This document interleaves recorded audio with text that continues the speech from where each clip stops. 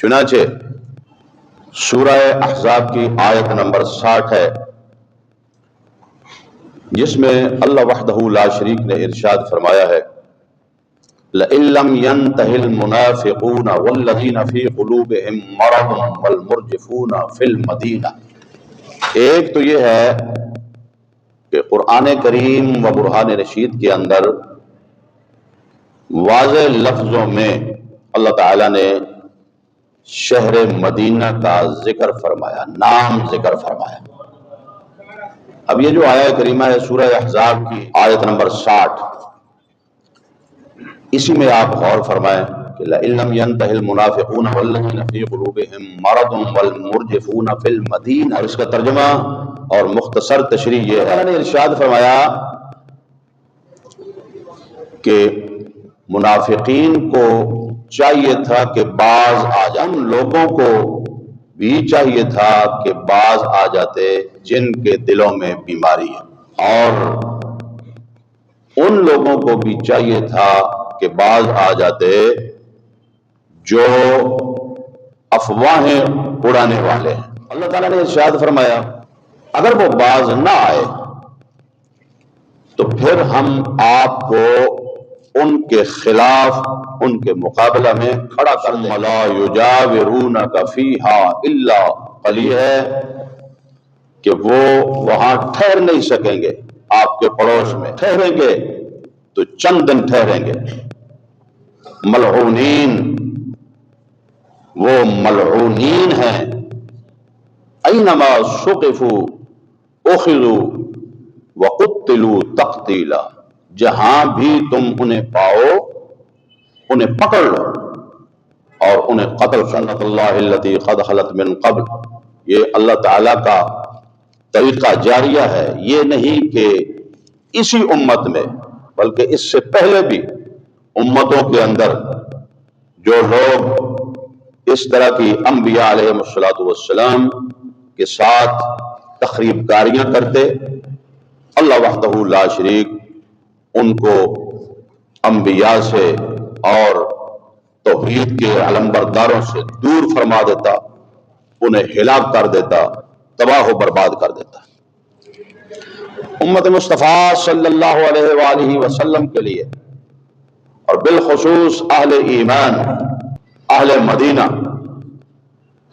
ان کے لیے بھی اللہ وحدہ لا شریک نے یہی مجدہ سنایا انہیں، اہل ایمان کو، اہل مدینہ کو، کہ اگر یہ منافقین باز نہ آئے اور اسلام اور اہل اسلام کے خلاف یہ جو سازشیں کرتے ہیں، غلط خبریں اڑاتے ہیں کہ مسلمان جو ہیں انہیں شکست ہو گئی ہے اور جو اسلام کے خلاف لوگ ہیں کفار وہ غالب آ گئے ہیں، یعنی مسلمانوں کی حوصلہ شکنی کرنا، اللہ وحدہ لا شریک نے ایسے لوگوں کو مدینہ شریف سے دور کر دیا اور واضح اعلان کر دیا کہ ایسے لوگ جو ہیں وہ مدینہ شریف میں نہیں رہ سکتے۔ ایک یہ ہے کہ اللہ وحدہ لا شریک نے اپنی لا ریب کتاب قرآن کریم کے اندر وہ نام نامی اس میں گرامی مدینہ شریف کا جس نام کے ساتھ آج اور رہتی دنیا تک اس پیارے شہر کو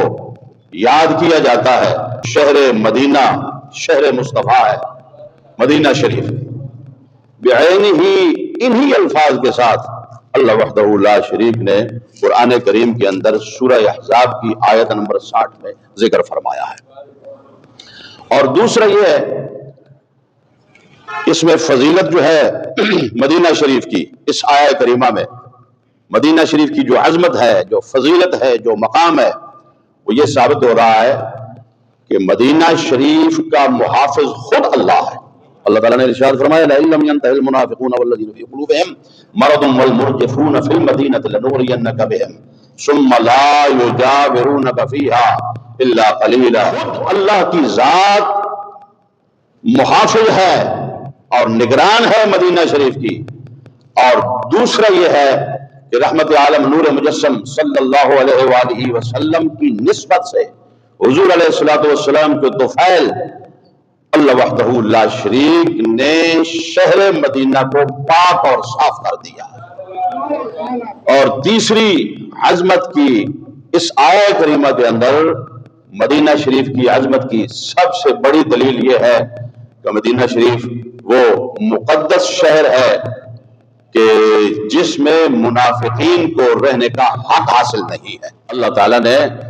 ایسے لوگوں سے مدینہ شریف کو پاک فرما دیا، صاف کر دیا کہ جو لوگ امام الانبیاء جناب حضرت محمد مصطفیٰ صلی اللہ علیہ وآلہ وسلم کے ساتھ اور اہل ایمان کے ساتھ تخریب کاریاں کرتے تھے، انہیں ایذا پہنچاتے تھے اور غلط خبریں اڑاتے تھے، اللہ وحدہ لا شریک نے ان کو برطرف کر دیا، دور کر دیا، وہاں سے نکال دیا.